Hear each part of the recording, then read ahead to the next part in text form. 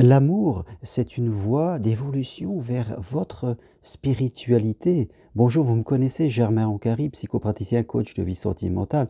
J'aide les gens à être mieux en amour, que vous soyez en couple, et surtout les célibataires qui désirent rencontrer l'amour, pour qui j'ai mon programme En route vers l'amour, possible de chez vous, à distance. N'hésitez pas à prendre rendez-vous avec moi par Skype, WhatsApp ou téléphone. Toutes les infos sur mon site germainancari.com. C'est vrai que l'amour, c'est la confiance. L'amour, c'est l'ouverture. Ça nous invite à faire le plus grand chemin de notre vie. Je le disais sur une autre vidéo, la spiritualité, la philosophie, c'est apprendre à passer de la peur à l'amour. De la peur de nos craintes, de tout ce qui nous empêche d'être nous-mêmes, vers l'ouverture, vers le regard tourné vers l'autre, vers la foi, vers la croyance que nous méritons d'être aimés, que tout le monde mérite d'être aimé, que l'amour, il est là, que nous sommes acteurs et que nous devons le construire. C'est vraiment faire ce chemin de la peur vers l'amour.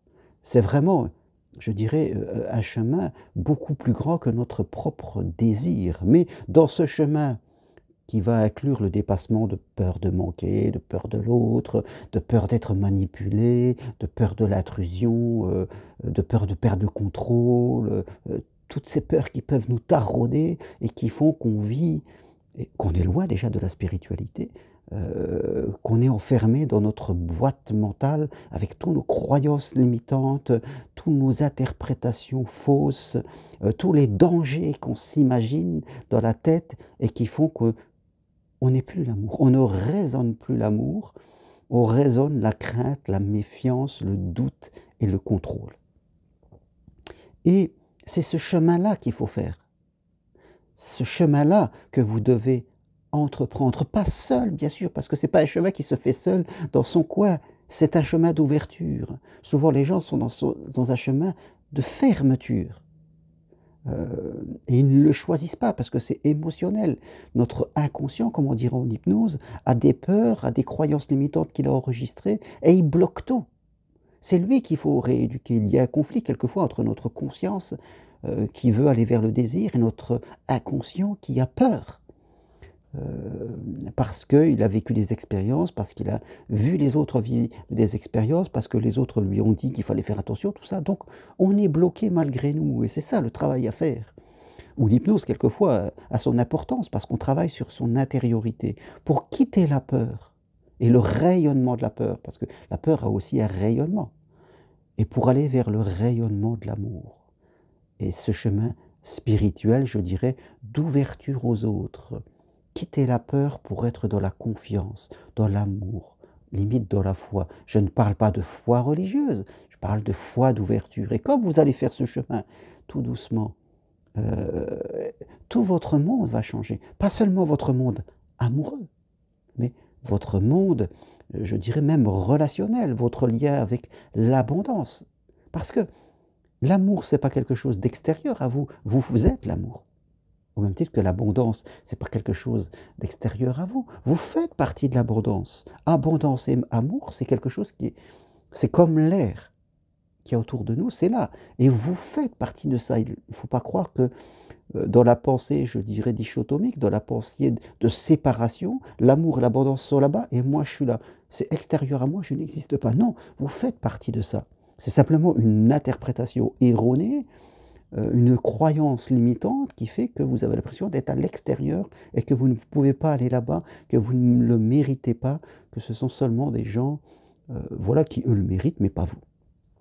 Non, non, c'est parce que ces gens, peut-être, ils ont eu la chance d'avoir une enfance d'ouverture, ils ont eu la chance de vivre des expériences, ils ont un rayonnement qui est plus sur l'amour, donc ils attirent d'autres choses que vous. Et vous, au travers de votre expérience de vie, qui commence peut-être pendant votre enfance avec vos parents, où vous n'avez pas reçu votre quota d'amour, vous n'avez pas été assez valorisé, eh bien, vous rayonnez plus la peur, le contrôle, la méfiance et l'angoisse.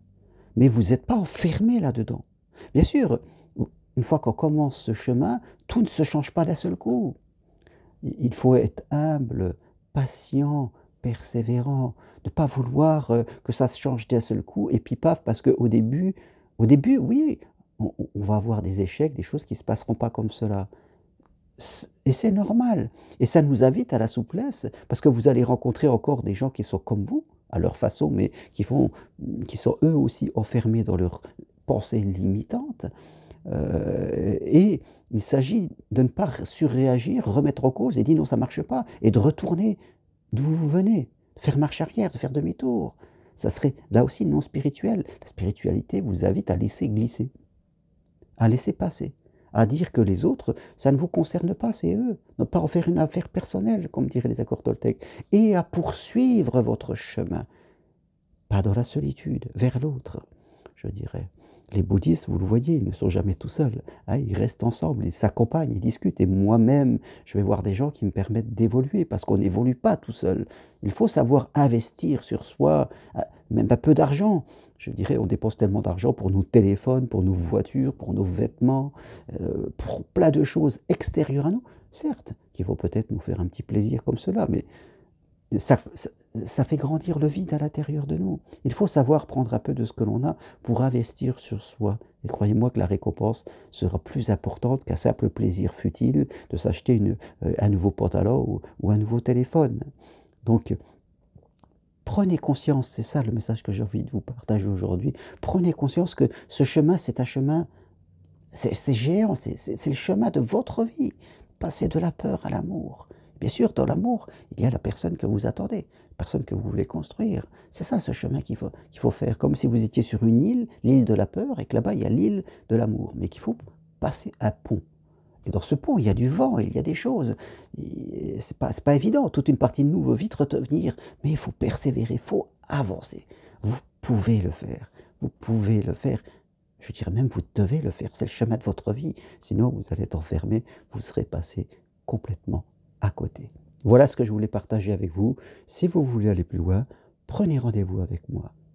À distance de chez vous, Skype, WhatsApp, téléphone, voilà. Donnez-vous ce moyen d'évoluer, de faire votre propre spiritualité. Merci, à bientôt, au revoir.